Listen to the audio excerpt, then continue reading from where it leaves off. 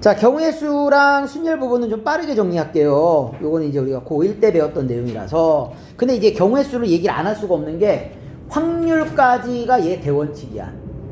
확률까지가 얘가 대원칙이기 때문에, 그치? 이렇게 알아두라라는 얘기야. 일단은 분류를 해야 돼. 문제를 쭉 잘 읽어보시고요. 그치? 어떻게 분류할까를 잘 고민하셔야 됩니다. 그냥 세는 게 아니야. 어떻게 경우를 나눌까? 이게 중요한 거야. 왜 경우를 나눌까? 중복되지 말라고. 빠짐없이 세기 위해서 경우를 잘 나눠줘야 돼. 그럼 경우를 나눴어. 그러면 그 결과를 우리는 뭐합니까? 더해줍니다. 요게 합의 법칙이라고 해. 결과를 더하는 게 합의 법칙이고요. 자, 어떤 사건이 동시에 이어서 발생하는 경우에는 뭐 해라? 곱합니다. 요게 곱의 법칙이야. 그치? 나중에 애들이 맨날 물어본단 말이야. 더해야 돼요? 곱해야 돼요? 언제 더하라고요? 경우를 나눴으면 그 결과를 더해라. 오케이? 자, 언제 곱해라? 동시에 이어서 발생하는 건 곱해야 돼. 그치? 자, 근데 이제 이런 경우가 있어. 요 수용도는 뭐냐? 수용도는 이제 우리가 쉽게 얘기해서 이게 트리 구조죠. 트리 구조. 이렇게 가는 거야. 그치?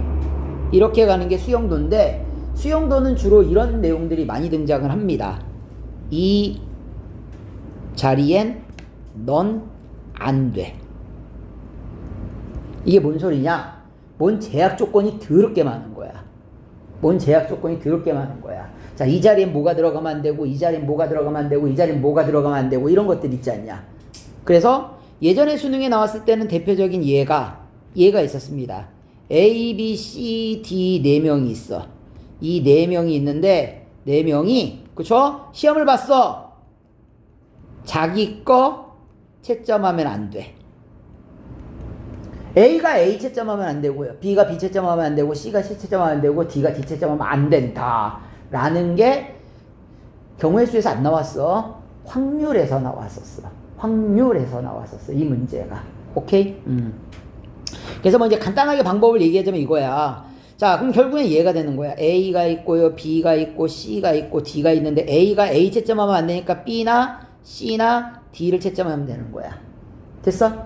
자, 그러면은요, 예를 들어볼게. A가 만약에 C 채점했어. 그러면 그 다음에 있는 거는 A, B, C인데 B가 B 채점하면 안 되니까 네가 A를 채점하고요.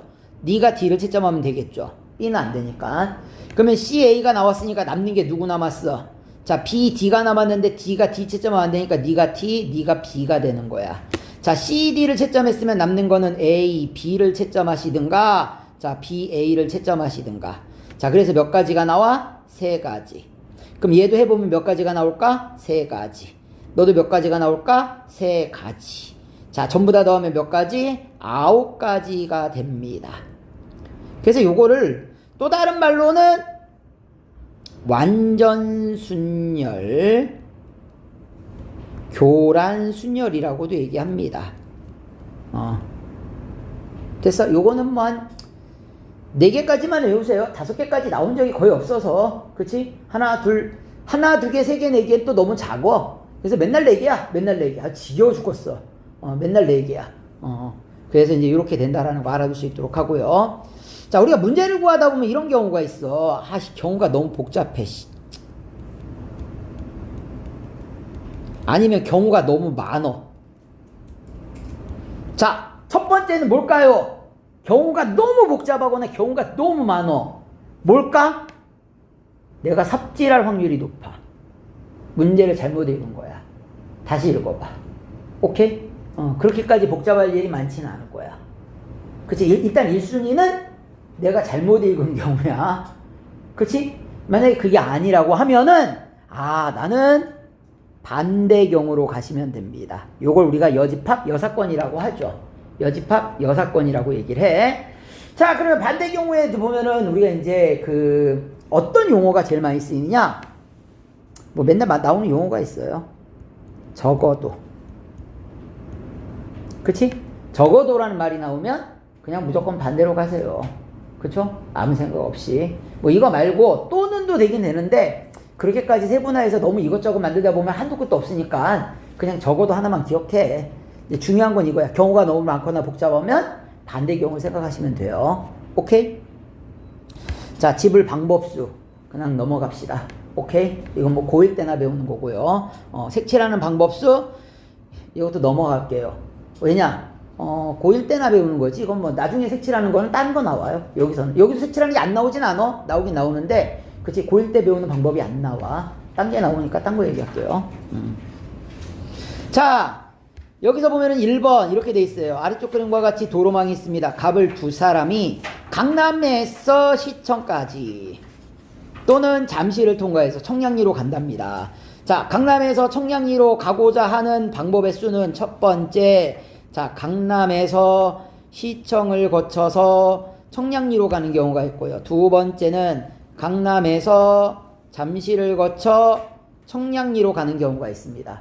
경우를 나눴지? 경우는 두 가지밖에 없죠. 그치? 자, 그러면은 강남에서 시청 가는 게 몇 가지? 세 가지. 세 가지죠. 시청에 청량에 가는 게 몇 가지? 세 가지. 어떻게 가? 동시에 이어가죠. 곱하시면 돼요. 3, 3은 9.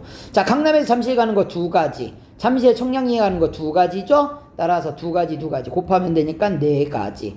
자, 경우를 나눴으니까 그 결과를 뭐 해달라? 더해달라. 13가지가 정답이 됩니다. 됐죠? 자, 두 번째는 이제 이런 거예요. 같은 색을 두 번 칠해도 된다. 이렇게 나와 있는데요. 얘는 이제 경우를 나누는 거야. 이게 뭐 어떤 문제냐면 이거랑 똑같은 거야. 이거 맨날 나오는 문제인데, 그림은 교과서에서 갖고 왔습니다. 이 그림은.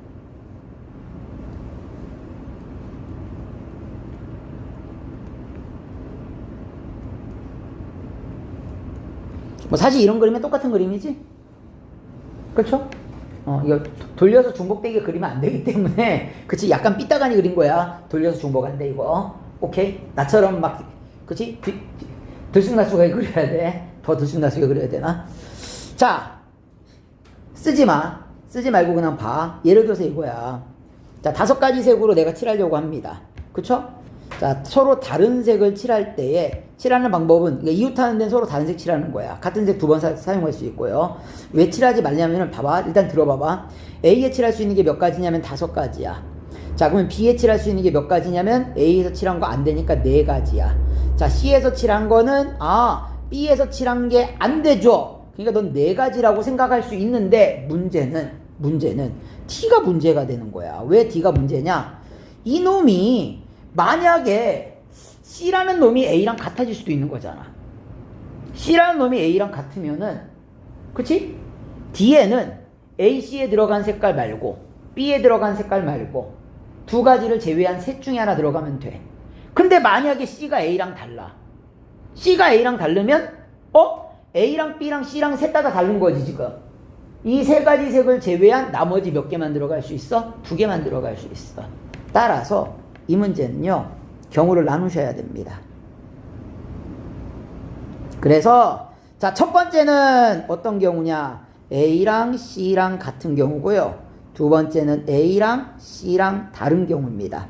자, 그럼 내가 넣어볼게. A, B, C, D 칠하는 거고요. 너 A, B, C, D 칠하는 거야. A에 칠할 수 있는 게 5개. 자, B는 A랑 다르면 되니까 4가지. C는 선택권이 없어요. 같은 거지. 그치? 그냥 A에서 칠한 색깔 똑같이 그냥 칠해야 돼. 한 가지야. 자, 근데 A와 C를 같은 색, 내가 한번 칠해볼게. A와 C를 이렇게 같은 색 칠했어. 너는 다른 색이야. 그러면 D에 들어갈 수 있는 색깔은 저 2가지를 제외한 나머지 셋 중에 하나가 들어가면 됩니다. 이해가 되는 거야. 자, 근데 A와 C가 다른 경우는 A가 5가지, B가 4가지까지 똑같아. 자, 근데 C는 A랑도 달라야 돼, B랑도 달라야 돼. 따라서 너는 3가지가 되는 거야. 그리고 나서 봤더니만 A, B, C가 다 다르잖아. 그러면 D에 들어갈 수 있는 색깔은 2가지밖에 안 됩니다. 됐어요? 그래서 이제 얘를 다 곱하면 됩니다. 그래서 경우를 나눴으니까 둘이 더해주시면 정답이 됩니다. 됐죠? 방식만 알아주세요. 이렇게. 자, 그러면 볼게. 다음으로 넘어가겠습니다. 뭐 이제 경우가 이렇게 나눠진다는 얘기야. 한번 좀 정리하세요. 요거 이제 그 고1 거에서 보면 그림 색칠하는 거에서 제일 많이 나오는 스타일이야. 근데 나중에 수능 때도 봐라. 확률 같은 경우에 색칠하는 거 나올 때 있잖니. 은근히 뭔가 순열 조합을 쓰질 않아. 그냥 무식하게 얘처럼 세는 경우들이 많아. 그러다 보면 경우가 나눠지는 경우가 많아. 그런 부분들을 잘 생각해야 돼. 그래서 이게 경우가 나눠지는 경우 생각해 보시라고 얘를 얘기를 한 거야. 오케이?